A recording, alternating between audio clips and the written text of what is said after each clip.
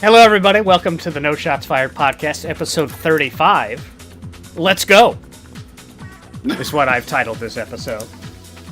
As usual, I've got one of my cohorts, Junkblade, with me. Junkblade, how are you doing? I'm doing pretty well. I'm helping a friend try and deal with some shenanigans that have gone on in a thing he's been running. Shenanigans. Always good. Good to Sunday shenanigans. And joining us this week, finally replacing the ceiling fan that is Valen lately, Tommy. Tom, how are you doing? Well, I'm doing well. Excellent. Very well. It's been a number of episodes since you've joined the podcast, if I believe correctly. Yeah. Probably not since I've moved out here. So Yeah, just like riding a bike, I'm sure. Since I, am very engaged in all of these podcast episodes. Exactly. That's what we need you here for. Difficult. Yes. Okay. So starting off today, only the hottest topics. I guess this actually is at least current. I have been playing Pokemon Let's Go Eevee for the Nintendo Switch. Wait, is this a new game? Because I saw a meme today about it, and I didn't understand it. Okay. So. Well, it's a remake of Pokemon Yellow, which I haven't played in God knows how long. So basically, yeah. But it's the original 151 Pokemon, that original region, Kanto, or what I think it's Kanto. But but it also is incorporating some of the mobile games mechanics. So Pokemon Go, for those of you who don't follow the world, I guess, because that thing reached a level of popularity that I couldn't believe. Yeah. But that's still going on. Oh yeah. Yeah, I still have friends who play it. I haven't gotten into it myself for a variety of reasons, but I know people who still play it. It's good. It's good when you're walking around, got nothing better to do. Gotcha. But there's no more. You're not battling wild Pokemon to like take down their health to catch them. And all the Pokemon spawn on the map, so you can see them. With that first part, you've already lost me. But so the catching, so you've got the berries and the timing of the throws and stuff. So that's. So I think I like that aspect of it. I think I would still like to have the battle aspect for that, but there are still the trainer battles and stuff that you do. Wait, you don't battle the Pokemon to catch them? Not the wild ones, though. What? Now I know. So I know this is clearly what they're doing to kind of bridge the gap between the Pokemon Go user base, which was enormous, and getting them eventually into the actual Pokemon games, which they've said they're making an actual one, I think, next year. That's coming out, so everyone can breathe. Okay, your Pokemon game. Let's be real here, guys. Pokemon's never been a difficult game. So, No. And I've got to say, I as something I'm kind of just playing while I'm on the couch. Got sports on. It's been a blast because it is kind of it's kind of the catching, kind of that timing mechanic is fun, but it's simple and I don't have to worry about all my team's health during that point. Then I can go and do trainer battles and stuff when I want to, sort of thing. So Okay. I wouldn't want this for a quote unquote real Pokemon game, but I wouldn't mind seeing some of these capture mechanics incorporated into the mainline series, because I have enjoyed that kind of that timing aspect of it is fun, and you actually have to kind of move. I've been playing in handheld mode, you have to move the the Pokemon will bounce around the screen, some of them, and fly around. You have to track them, Okay. So there's cool aspects of that, but no, just a lot of fun, right now. But definitely not I would argue don't ever come to Pokemon if you're looking for a hardcore RPG experience, but people get way into those games. Oh. Mm-hmm. Trying to get like shiny Pokemon and perfect whatever V, DV, X value maximum. But no, a good time. Did you guys play the original Pokemon games back in the? Yes. Yep. Okay. I think I got which one? I think I got red version and Evan got blue. I definitely played blue. I don't think I ever played red. Blue version, best version. I think the only time I played red was when I was training to eventually do that speed run. Oh, okay. Did you ever do the speed run? I have not done the speed run. I am going to one of these days, and I'm not trying for like the world record goal that people go. That no, God no. Very easily do, but my goal is going to be for like around 4 or 5 hours. No, no, you need to stream that. I want to watch that. Yeah, I think that's cool. No, that speedrun is an interesting speedrun with the kind of stuff they do.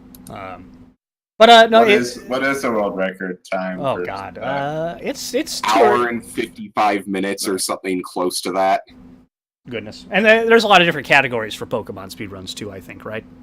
Yeah, there's a lot of different categories for every type of game. Yeah, primarily 100% and any percent. Yeah, and they're like the catch all the Pokemon is one I know. But I was saying like for people who've played the original Game Boy games, it's really cool to see kind of those Pokemon that you remember, not necessarily the ones. I've played some of the more recent ones, but man, they've gone buck wild on what's a Pokemon these days because they have gone very off the reservation. Which I get. You're gonna run out of birds eventually, and you got to move to here's a pile of trash with eyes. That's a Pokemon now? Yes, Trubbish, I think, is the name of that. Trubbish is indeed the name, and there's one whose name I can't remember who is just a key ring. Oh yeah, I'm just imagining Kefki or something. This person who is not a Pokemon trainer who just like wakes up one day and all of their regular items are replaced with Pokemon because even though they haven't quite gotten there yet. I like to think there's going to be a point where they've got like a house Pokemon, a sofa Pokemon. What is the official Pokemon count right now? Oh, 700 something, I think. I think it's over 9. Over 9? Ooh. But I like to think of like the designer who's like, oh god, I got to come up with like 6 more of these, and it's just looking at his dick. 802 in total, 802. Without including Mega Evolutions and Alola forms that are variations of existing Pokemon. I don't know what that even is. The Alola forms was smart actually because they just kind of like said, oh, these are Pokemon on an island. They would have like evolved slightly differently. So it's the same. Yeah, okay. It's the same Pokemon, but they look different, or their type is changed. So I liked that. That's kind of cool. Yeah, that was kind of cool. But in terms of this new game, it's like I really like the art style that they did. I think is fantastic. It's just colorful and fun, and it's sharp, sharp looking, and seeing the Pokemon kind of. That's kind of what actually got me back into the 3DS games too. Was when they actually animated them. For some reason, that just kind of was cooler to me than the sprite kind of sliding across and going. But, and they look fantastic in this game, and I am sending you guys a link to a picture of a Mega Pokemon. I googled the number, and now I'm browsing through the Wikipedia. There's a Hexnut Pokemon? Oh, yeah, the new one. Yep. Melton or something, right? That's the newest legendary Pokemon. That's a legendary one? Oh, yeah. I'll let you know when I catch that. What's it? It's a Hexnut. What can be so legend? Well... It looks like an M6 or something. Like there's no. Let's try not to. I can go catch you a handful of these right now. Well, then you've got to jump on the field then.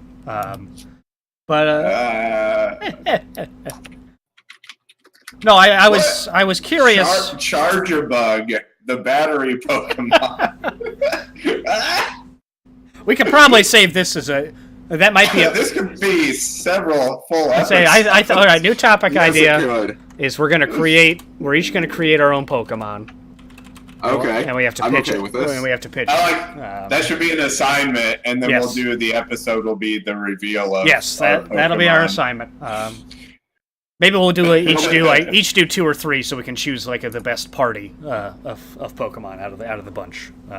Anyone in our chat who is a real person, of which I know there's one person at least, feel free to join us in making your own Pokemon, and we can reveal that next week as well. Yes, play along at home, please. So I was interested to see, like, seeing the stuff about this game. I was curious as to if it would be enough of an experience for me to want to keep going. And so far, 5 or 6 hours in, definitely. So I'm pleasantly surprised by Pokemon Let's Go Eevee. Okay. So I think we've got Junkblade. You as usual are the linchpin of this podcast in terms of actually playing video games. And I thank the Lord that you've once again played one and beaten it, so we can talk about it. Before I do that, I just want to point out that Noah Wonder has volunteered to draw the Pokemon. Excellent. Excellent. Boy, ooh, nice. Yeah, I could. I'm not the best artist. Mine will probably be a stick figure representation. So mine will be a picture in the mind. I will have to paint it with words. All right. So I'm gonna get some water. I'll be back. Gotcha. Spoilers ahead for Portal 2, but this is one of those games where I feel like, you haven't played it by now. Yeah. You're probably not going to play it. Yeah. Also, it's you're not going to describe the puzzles, which are the main. Yeah, I'm just going to go over the plot. Yeah. And some very hilarious dialogue, which I need to scroll up to real quick. Fantastic writing in that game. Fantastic writing in this game, and while I was playing, I had to pause several times to just message my friend the dialogue that I thought was so hilarious. Alright, so after the events of Portal 1, something happened and your character, Chell, got drugged back into the Portal Lab by a Mr. Ratman, who is the one who keeps drawing the paintings on the side of the walls and such.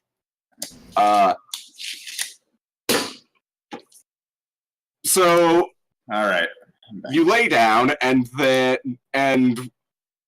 you wake back up, everything has gone to hell.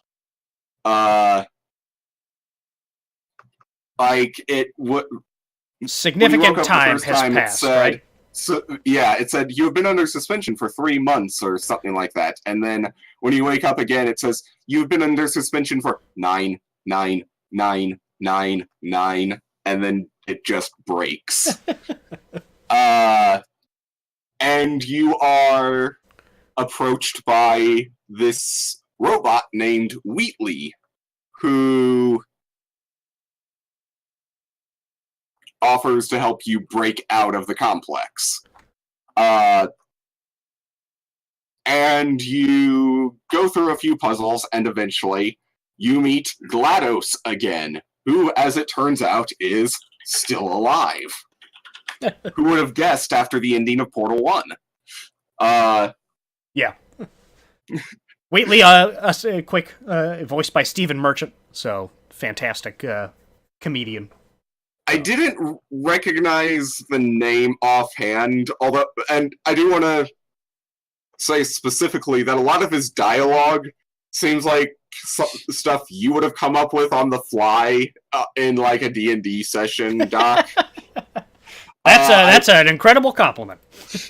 If I can find where all the messages I sent my friend regarding the dialogue went, then I can grab a funny quote that seems very you.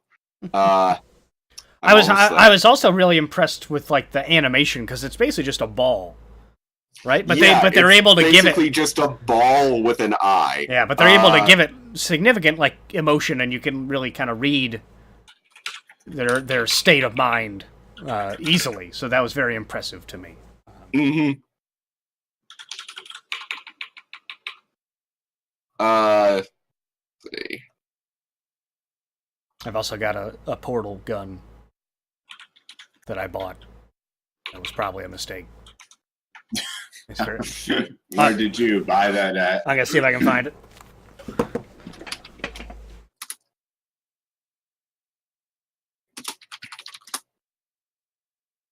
Okay. Where does one find a portal gun for sale? I guess everything's just on the internet now.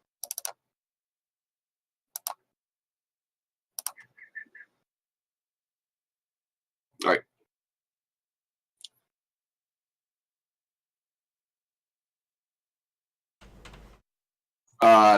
So, well, yeah, there's the portal gun. All right, I found it. It lights up, and So the first example of the dialogue that feels like something you would have come up with. If anyone asks, and no one is going to ask, tell them, as far as you know, everyone looked pretty much alive, all right? Not dead. And, let's see. This should slow it down. No, makes it go faster. so basically, he's trying to lead you through to shut down Gladys again. Is that the initial starting point? Yes. So you meet her and she says, "Oh, it's you. It's been a long time. How are you?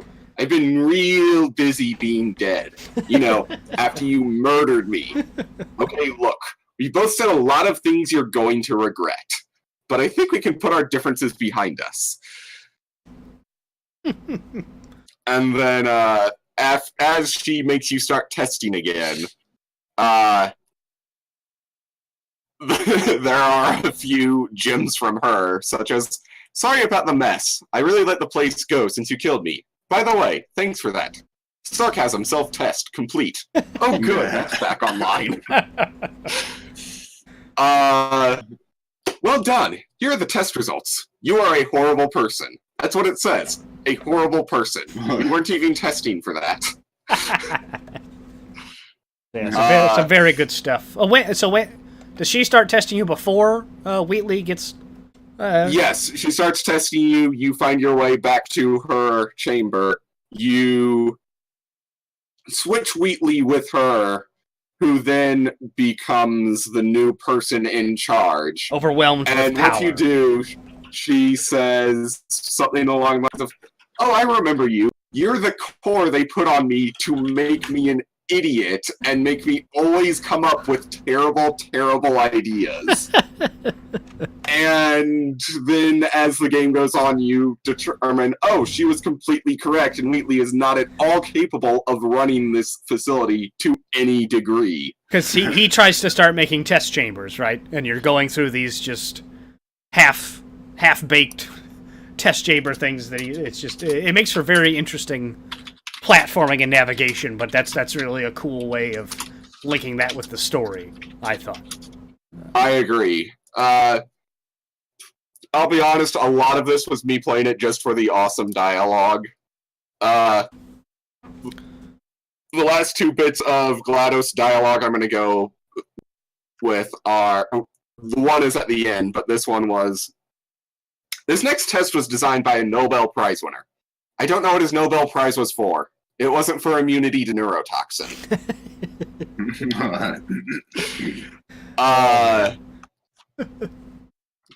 Okay. Oh, what system did you play this on, Junkblade? I played it on the PC, because Tommy gave me his PC for my birthday a few years ago, and it has worked very well ever since I figured out the heatsink issue. And even with the heatsink issue, it still worked fine. It's just I couldn't, play Dark Souls 3 and watch a thing at the same time. What PC was that? I don't even remember what I had before. It was the one you got from you and a few other people got from the one company, and you apparently had issues with it since day one, but now it's working fine. Can you show it on the camera? Yes, give me just a moment. I don't remember what it even looks like. But so since you played it on the PC, we may have to play the co-op. I would be fine with playing the 'Cause co-op the sometime. I was actually hoping to play some sort of co-op game with you tonight after we're done with this, Doc. I don't know if I you're can do. We'll see. I would like to, but All right, let me... But the co-op campaign was fantastic for Portal 2. All right. Oh, the cyber power. Okay, yeah. Yeah, the cyber power PC. Oh, wait. Where is it? That's what I've got. So that may have been after I told Val That was mine? and everybody Yeah. about it. How long ago was that? 2 years. Almost, I think. Maybe 3. What PC do I have now, then? That is a good question that I do not have the answer to. Just revelations coming fast and furious on the podcast. Are you sure it's today. not like 3 years ago? I was going to say maybe 3 years ago. Some number of years ago, a PC changed hands. Junkblade made it better. Okay. What? And so the last bit of dialogue I love before we move on to a different topic. This is at the end after you've beaten Wheatley and reinstalled GLaDOS as the one in charge. Mm-hmm. And she just talks about, she says, you know, I used to have a pretty good life just testing over and over again, and then you showed up. You dangerous mute lunatic. So you know what? You win. Just go. It's been fun. Don't come back. And then the ending song plays, which is the very awesome "Want You Gone." Oh, good stuff. So I think the last time you and I talked, you were having difficulty with one part. Did you get did that take a little bit longer to get past, or? I ended up just for the last couple of areas looking up walkthroughs on YouTube, because after a certain point the game had just begun to drag, and I was just like, you know what, I'm not having fun anymore. I just want to get it done. Okay. That last little bit's pretty cool, right? Though, were you? The environment itself is awesome. It's just that some of the puzzles are so completely unintuitive. I don't think I ever would have gotten past them without looking up how to do it. Yeah, the gels get pretty crazy. The gels and one of the laser box redirecting ones are what I was thinking of. Yeah. But like the very last, like the way you get rid of Wheatley, I thought was fantastic. Tom, have you played Portal 2? No. So you fire a portal at the moon. Wait, what? And it sucks Wheatley into space, and it's awesome. Because moon dust is very, very good for. That's what's on the walls that you can fire portals on. Like there's something in the moon rock that allows a portal to be placed on a wall. So that's what you learn. And then, like, you're in the final battle, and like a panel opens up, and you look up and you see the moon, and like I just immediately was like, oh, awesome, and I just like fired portal. Like I don't think they say anything to that effect. You just kind of know what to do. So that was a very. Or you're just like, well, I don't know what I'm doing, so I'm just going to shoot at things and wait until something works. Also an option, maybe a little less of a revelatory moment, but no, that's great. You finished it. I really, the Portal. See, this is what bums me out about Valve is they make such like fun single player. I guess this one had co-op also, but like single player experiences, and it just feels like they're never going to do that again because it's just Dota and that stupid Dota card game and. That's all the money's in those stupid. Wait, there's a Dota card game? Artifact. Look it up. It's called Artifact, and it is, to my knowledge, ridiculously expensive to actually play. Look up the announcement that they did, because everyone was like so excited. Cause they're like, oh, we're going to announce a new game. And everyone was like, oh, maybe it's, Half-Life. Maybe it's Portal 3. Maybe it's Left 4 Dead, whatever one they're on. and just the groan of disappointment after they show the trailer for a Dota card game in this live studio audience is fantastic. That's where did they show this at? They think at the international, the huge Dota tournament every year. And everybody hated it. Everyone was just like, "Are you kidding me?" Like, because they can do such, awesome work with Half-Life 2 and the Portal games, and I know people love Left 4 Dead, which I guess also isn't quite what I'm talking about because that's a multiplayer game, but they have not done anything with that in a while either, and it just kind of bums me out that. They make enough money on Steam that they don't have to do anything else, or they just don't seem to care about doing anything else, I guess is the bigger problem. Yeah. So, like, and like, all these other podcasts or articles I see say, like, oh, how can you even make Half-Life 3? What would it even be? And I'm of the opinion that I don't really, that just make a good first-person shooter. It doesn't have to be the same step that Half-Life 2 was. I want to see the story keep going because it was interesting. Like, it doesn't have to be, maybe if VR becomes super cool, they'll do, like, I don't care about that. Like, but... So, make cool games again, Valve. I know you're listening. Since we have such a huge viewer base, one of these bots is definitely controlled by Valve. I'm positive. All right. They're probably listening to shut down those games that we're proposing. Yeah. All right. So, Valve, since you're planning on shut down any games that we're proposing, Dota 3. If you could shut down League of Legends, I know that's not your game, but if you could do that for me, that would be great. Yeah. See, I was trying to get them to shut down Dota since that is their game. Do you really care? Like, if a bad game's out there, do you care? It took all of my friends from StarCraft. So, yes, I do care. I hate that game. It's personal. Okay. Because I had, like, 6 different friends who started playing StarCraft with me back in the day. And then they're like, I started playing this game, it's easier. And I'm like, ah! That's what I hate about it. It's just... it's...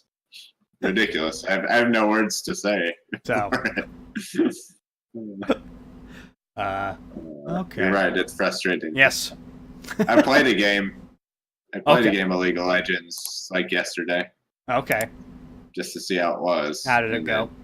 I immediately regretted having done that. I don't think there's any appeal to that game. I not to the degree that the popular that it baffles me. Yeah. But okay, that's enough of my complaining, I guess. Junkblade, we didn't really talk about this pre-show, but do you have any D&D updates for us? We did play another session yesterday of my campaign, and it looks like we're going to be doing another session of my campaign this Saturday. Okay.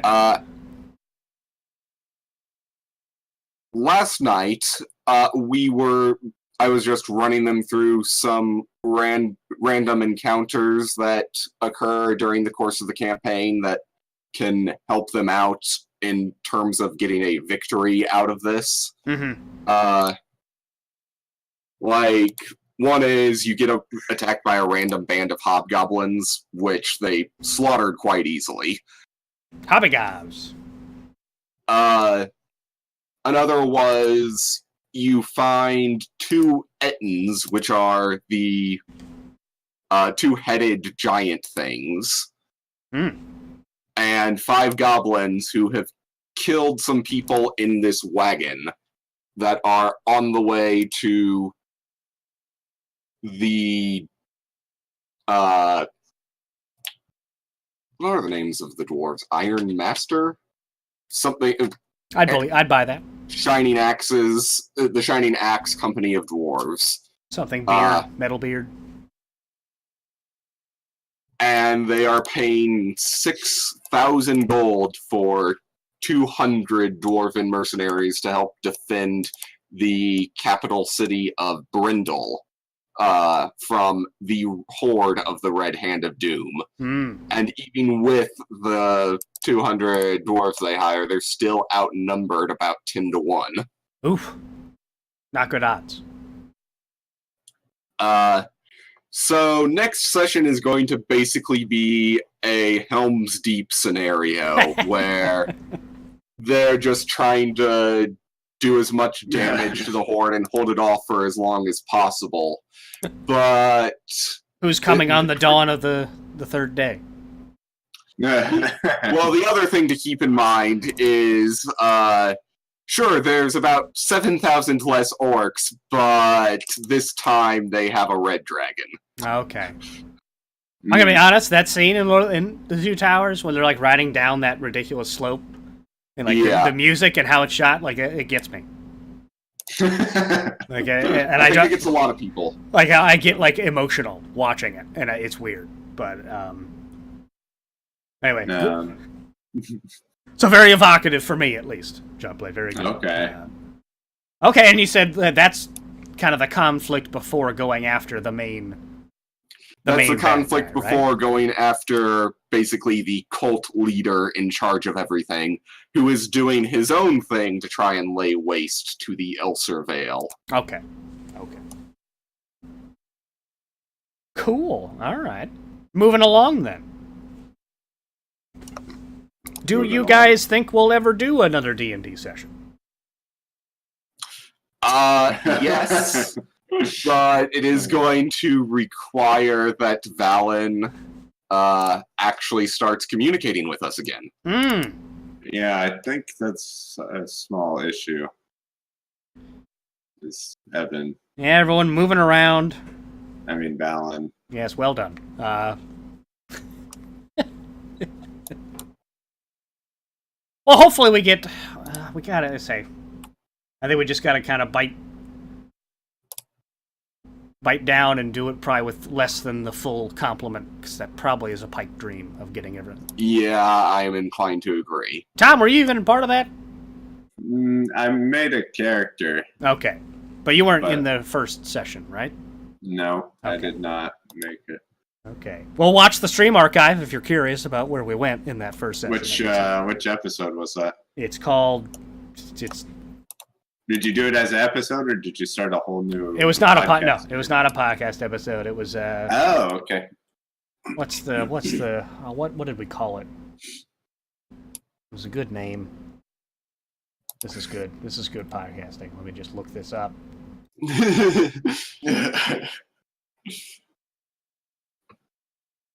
Videos. Oh, where is it?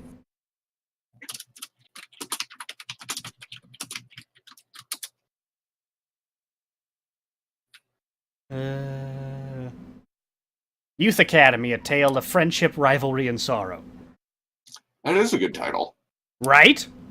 Okay. But anyway, hopefully that we venture into that land once again soon. Okay. I believe our main topic today is letting Junkblade clear the air here on the hottest topic in gaming these days, Fable. Yeah, why are we? Didn't you rant about this years and years ago? When are we talking Fable 3? It's time. I'm talking the Fable series as a whole. Time to put it on wax. Here we go. It is technically relevant because there have been talks of Microsoft doing a Fable 4. If we only did topics that were relevant, we would have ended 32 episodes ago. Yeah. All right, Junkblade, you have the floor. All right, so I have played 3 of the 4 Fable games. The 4th was for the Kinect, and no one liked it, so it doesn't matter. Gotcha. First one is my favorite of the 3. It definitely had some issues, but for a game released in... Give me just a moment to get the release dates for these, because it is relevant to their quality as games. Was that an original X? No, that was 360. It was an original Xbox, oh, yes. Really? September 14th, 2004. Okay. A while? So- oh god, that's a while ago. Yes, it was doing sort of an open world thing, but different from the way Morrowind did it. Morrowind definitely pulled it off better, but I absolutely give Fable credit for trying, and they did it in a slightly different way, so it's not like they were trying to copy Morrowind and failed. Uh-huh.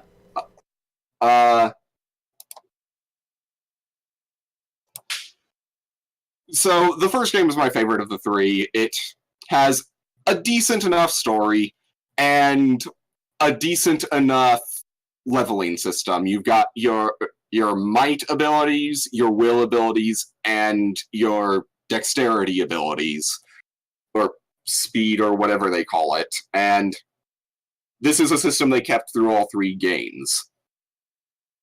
The reason I like the first game most out of the three is it had the most options in terms of like abilities, spells, and weapons.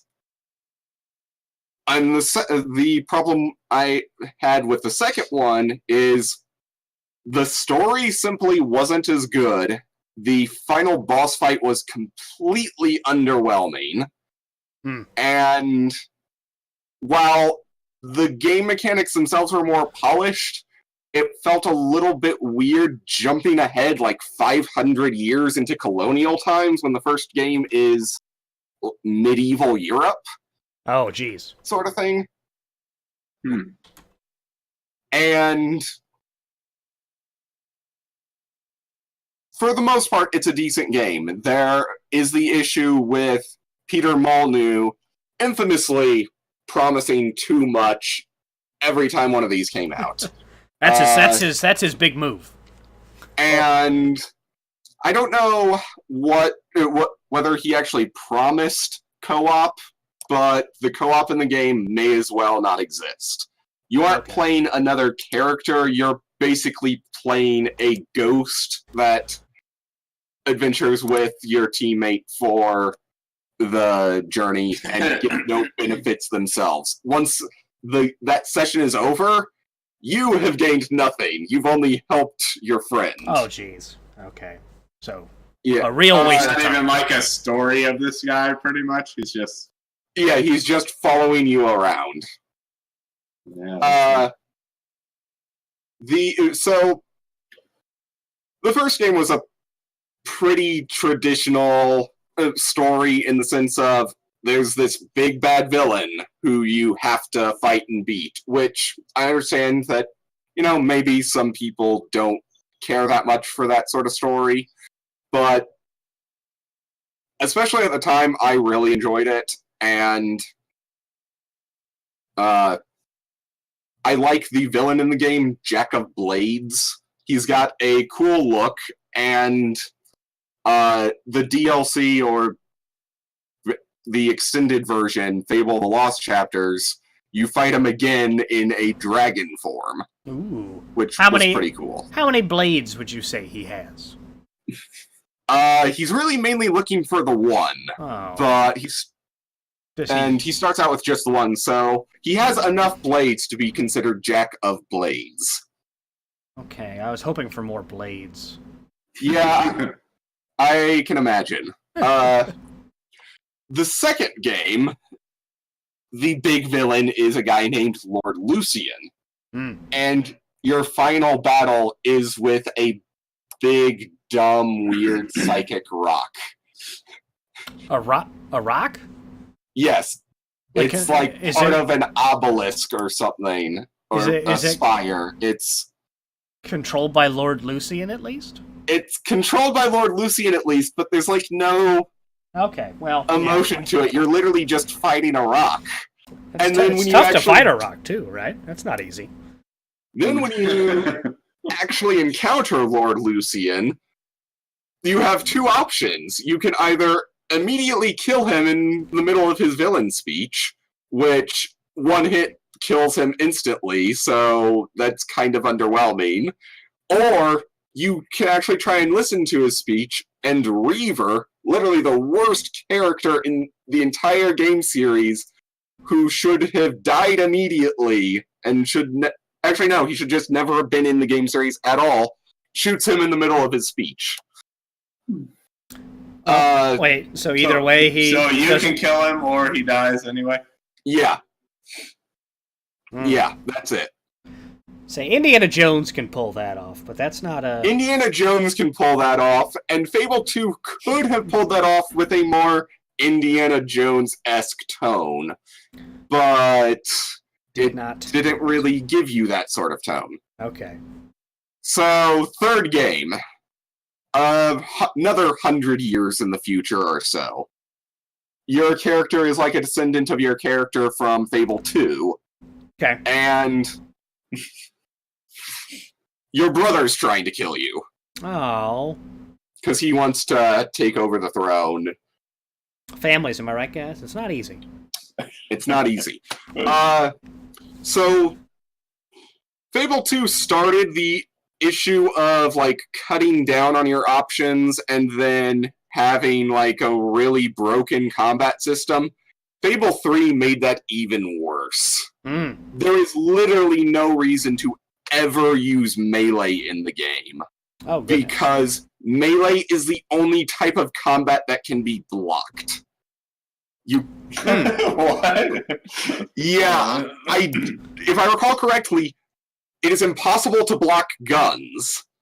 And well, yeah, I like that idea, though. Right? And you can't block magic, so there's no reason to ever use melee. Yeah, they need to give some sort of buff. Well, I mean, is it more powerful to use melee? No.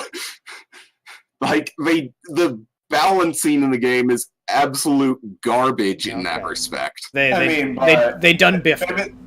Maybe they were going for realism, though, right? Because that's what you want. Yeah. Wait a minute. You just said there was magic.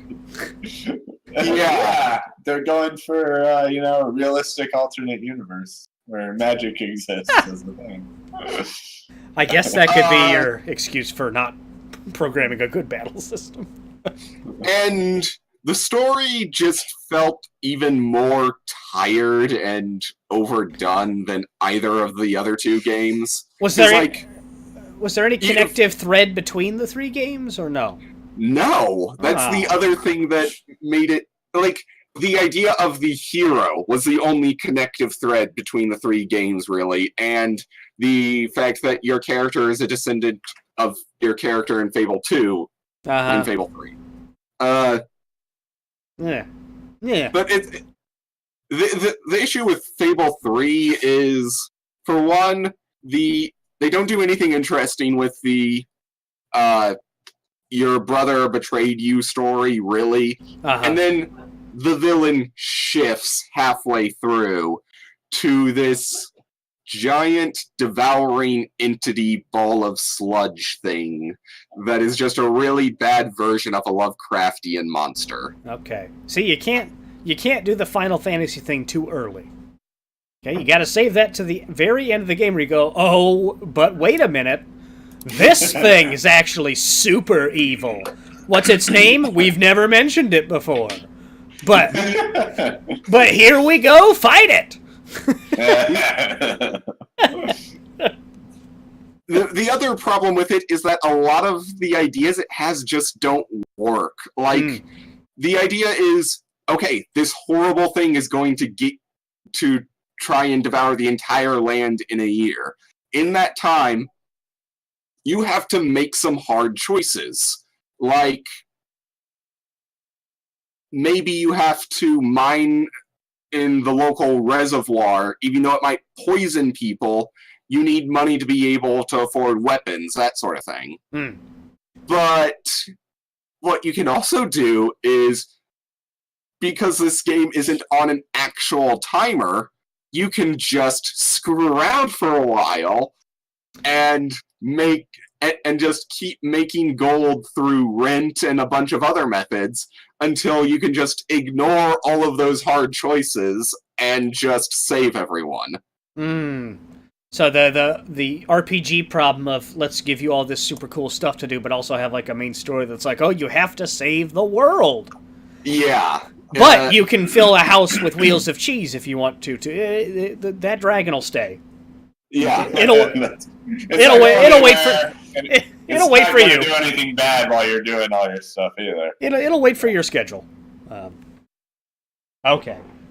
And I will admit that that some of the ideas Fable 3 had were cool. They did actually finally have functional co-op, which if Microsoft makes another Fable game, if they don't include that, that will be a huge mistake. Okay.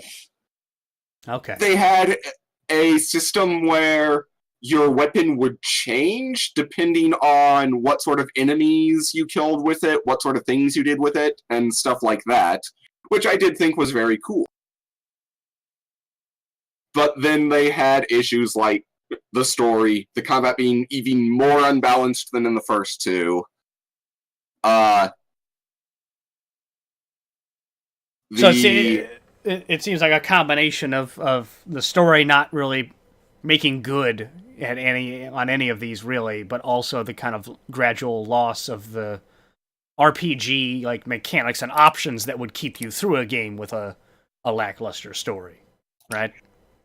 Yeah, and the pause screen was the worst idea they ever had, I think, in the entire series. I need to hear about this. Okay, I hope no other series ever sees Fable 3 and goes, this was a good idea, because I think this was universally reviled. Okay. Instead of an actual pause screen, you go to this area where you have to then go to another area to get to where you want to actually go. So unlike Skyrim system where you would just pause and go to the map and then look for the place you want to fast travel to. Yeah. You pause, it loads you into this area, then you go up to the big world map in the middle of the room, and you then fast travel using that. Or if you want to equip your armor, that's what I was thinking. Loaded into the main area, then you have to go to a different area to then equip your armor. Oh my god. Same thing with the weapons. Holy crap. Why are you even going to give this game a chance when it comes out if they did so bad on 3?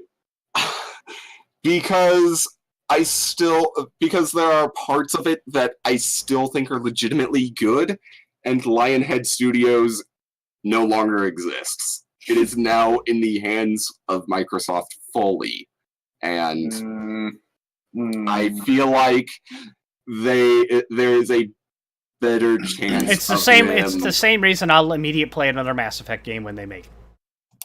I guess. Yeah. Well, I think I'd probably it'd probably be the thing that Mass Effect 1 and 2 are probably better than Fable 1 and 2, at least in terms of what you're saying.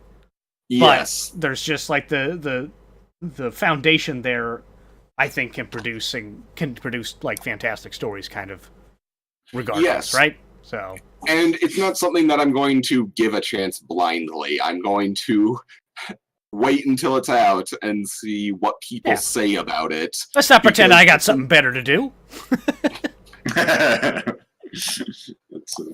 I'm not that arrogant. On the topic of pause screens, that made me think of what I think the coolest pause screen I've ever seen is. He's from a game called Galaxy. You guys know what I'm talking about? No. I need to find... Where's this pause screen? It's real good.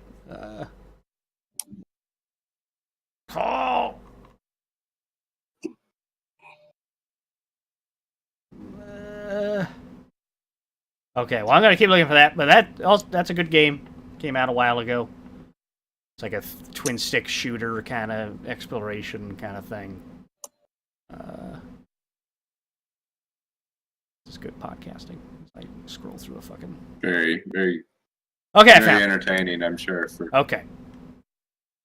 Oh, yeah. Okay. Alright, I'm going to send it.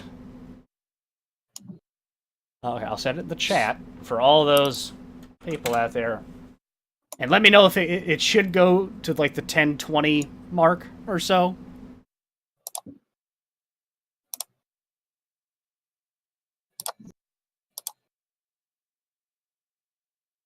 Nope, it is just popping up at the very start. Okay, well, go to 1020. I guess I can put this on because I made a stupid window for this. Here, let me. 1020. Okay, over here. Do web. Oh, that's kind of cool. I like that. So yeah, just very. Here, let me do it for Very the old podcast. school feel. Yes. So, if you guys if kids out there ever did any VCRing back in the day, it's got that font. It's got the little blinking clock because you never set a VCR clock. That'd be a complete waste of time. And just very cool, kind of old school bars and on-off things. Just very, very cool.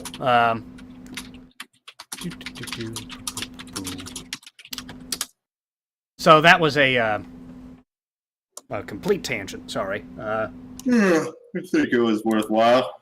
But I agree, and I mean, the whole Fable thing was already a tangent.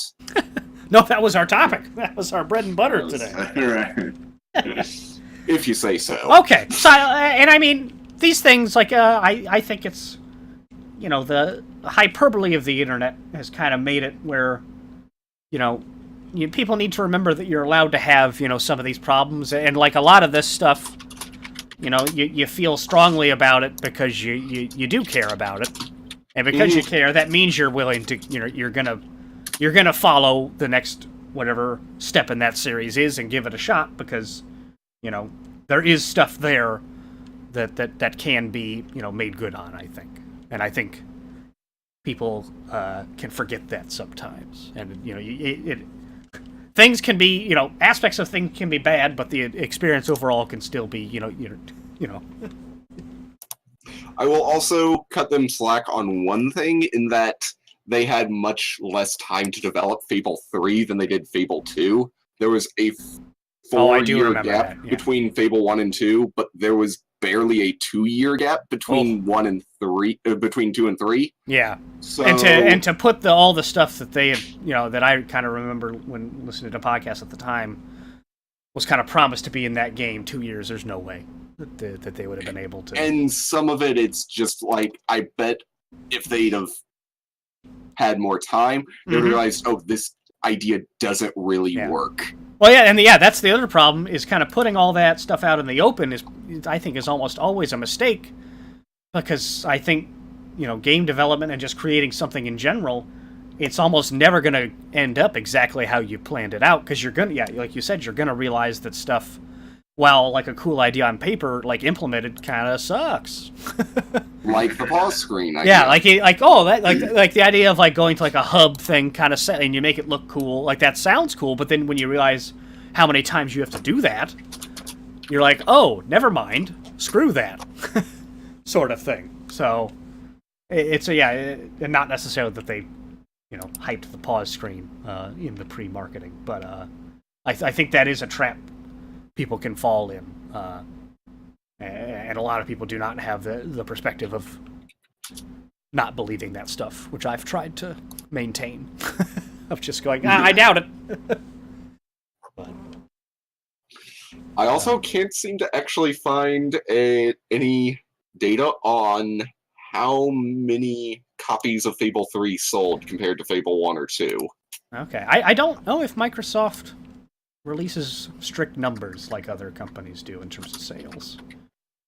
I might be wrong on that, but also like game sales are just kind of goofy because of the number of different ways you can get them. True. I was just curious. No, yeah, that trying to make a comparison. That would be interesting information. Okay, Fable flawed, rant worthy though. I think so anyway. Say if it was flawed and just crap, you wouldn't rant about it. Well, okay, maybe we would, but they wouldn't have this tinge of positivity at the end. Right? There was a tinge of positiveness, right? I think. I had some nice things to say about it. I think so. Okay. Well, I think that takes us to questions from all of our people in the chat, or, you know, you guys have any questions? I don't know. I feel like I should ask things just for the sake of asking them. How is Undertale going, Doc? You need to keep asking me so I keep feeling guilty about it, Junkblade. I will do that. I will absolutely play some at least one night before I leave for Thanksgiving travels. But what's your favorite video game? A quick one. Does anyone have a favorite video game loaded up and ready to fire off here? Clearly StarCraft 2. StarCraft 2? What's a real-time strategy? What's a new one that's coming out that I can get into? Oh man, I would stick with StarCraft, to be honest. But what, I feel like, I don't know, what if there's a new one that I could get really competitive and good at and become pro with? Because clearly it's too late for that with me in StarCraft. Not with that attitude. The first... Legend of Zelda, Ocarina of Time, or Majora's Mask, depending on my mood. Oh man. A rare bird, Junkblade. Because that's what you are with that. A divisive game, Majora's Mask. Someday I'll play it. Maybe. Ocarina of Time. That's the first part and gave up on it. That's been my last 3 attempted playthroughs. I will complete that one day. Ocarina of Time, absolutely up there. Boy, what are the Final Fantasies? 4, 7, or 9? That's similar to you, Junkblade, that asked me, depending on the day, is which one I will kind of say is my favorite. Today, I'm going to go with 4. Because you go to the moon, and that's awesome. A lot of moon-related stuff this podcast. No, a lot of great games. Favorite is always a difficult one, because although it is funny that it's never the ones I've actually put the most time in. Like, I'm not going to say Counter-Strike or Rocket League, even though I really, really love playing those games. You know, maybe it's a childhood nostalgia thing, but they like when you ask my favorite, that's not immediately what I think of, despite having put hundreds of hours into those games. No, an interesting question. We actually came up with some good podcast ideas today, so that's great. 2 birds with 1 stone kind of thing. But it looks like my 2 co-hosts are ready to move on, so hopefully we'll have... I'm good to keep going. No! No, I saw you... A large viewer audience wants to keep going. I saw you both drifting away. My ending song is petering out. Yeah. Hopefully we get Valen on the schedule next time. We'll do our best. Tom, thank you for joining us. Thanks for having me. Hey, the more the merrier. No, and, always interesting. From Junkblade and myself, I think we bid everyone a good evening. Have a good evening. Until next time.